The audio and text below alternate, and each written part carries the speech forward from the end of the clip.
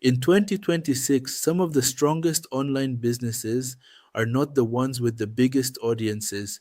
They are the ones built to survive with a small but loyal group of people. That is a major shift in the online world. For years, people thought success meant more followers, more views, and more reach. But now, more creators and digital entrepreneurs are proving that a small audience can be enough as long as the business model is built around trust, relevance, and ownership. Recent 2026 creator economy analysis says the difference between struggling and thriving creators is often business strategy, not audience size. That is the key idea. A small audience can still support a strong business when the audience is specific, engaged, and willing to pay for something meaningful. A niche audience often converts better than a broad one because the offer is more relevant and the trust is stronger. Current 2026 creator and micro creator reporting says niche communities and smaller creators often outperform larger, less focused audiences on engagement and ROI. One type of online business that survives well with a small audience is the paid newsletter. A newsletter does not need millions of subscribers to become valuable. It needs the right readers, people who open consistently, trust the sender, and find the content useful enough to pay, sponsor, or share. In 2026, newsletters are increasingly being treated as serious business assets because they create direct audience access and support subscriptions, sponsorships, and other monetization layers. Another model that survives with a small audience is the paid community. A community does not need to be huge if the members are highly intentional. In fact, smaller communities are often stronger because members engage more, trust each other more, and stay longer when the value is clear. Current 2026 subscription and creator community reporting emphasizes that successful subscriptions are increasingly built on relationships, relevance, community, and trust rather than pure volume. Digital products also work well with a small audience. If a creator sells templates, reports, toolkits, guides, or niche resources, they do not need mass reach to make sales. They need a specific audience with a specific problem. A focused audience can be much more valuable than a random large one because the business is selling usefulness, not just attention. Recent 2026 creator economy reporting points to digital goods as one of the core revenue models for audience owned businesses. Consulting and high value services survive with small audiences too. In fact, they often prefer small audiences. A consultant, strategist, niche coach, or service provider may only need a handful of good clients to run a strong business.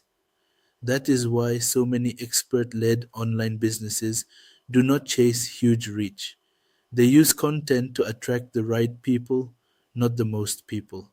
This is an inference, but it is strongly supported by 2026 reporting that separates creator business models into audience owned media, subscriptions, products, and expertise led monetization. Membership businesses are another strong example.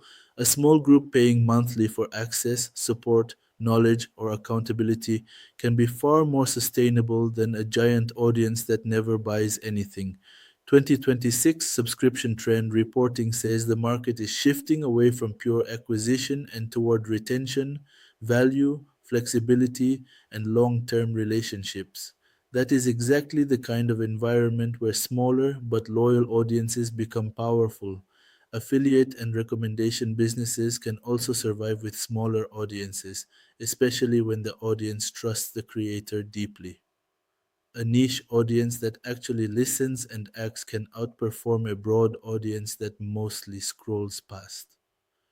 Current 2025-2026 micro creator coverage repeatedly points to smaller communities producing stronger conversions and better audience alignment than broader, less engaged audiences. Another reason small audience businesses survive is that they often have lower overhead. A creator with one newsletter, one paid group, one digital product, or one high value offer can operate lean. They do not need a giant team, complex systems, or endless content just to stay afloat. That makes the business more resilient. In 2026, the move toward audience ownership, creator entrepreneurship, and lean business models is becoming more obvious across the creator economy. There is also a trust advantage. Smaller audiences often feel closer to the creator or brand. That closeness can lead to more loyalty, better feedback, stronger word of mouth, and longer retention. In a digital world where attention is cheap but trust is rare, that is a major advantage. WPP Media's 2026 Creator Trends coverage and other 2026 forecasts both emphasize that engagement and community matter more than follower count alone. Of course, not every small audience business survives. A tiny audience with weak trust, no clear offer, and no real need behind it is just a small crowd watching politely and buying absolutely nothing. Cute, but financially tragic. The businesses that survive are the ones that give a specific group something they truly value: insight, identity, access, convenience, accountability, or results. That conclusion is an inference, but it follows directly from current reporting on subscriptions, niche creators, and audience owned business models. So, what kinds of online businesses survive even with a small audience? Paid newsletters, memberships and paid communities, digital products, consulting and premium services, niche affiliate businesses, specialized creator brands, audience owned media businesses. These models survive because they do not depend only on mass attention, they depend on relevance, trust, and monetization that fits a specific group well. The big shift is this. In 2026, online success is not just about how many people know you, it is about whether the right people trust you enough to pay, stay, and come back. That is why some online businesses survive very well, even with a small audience.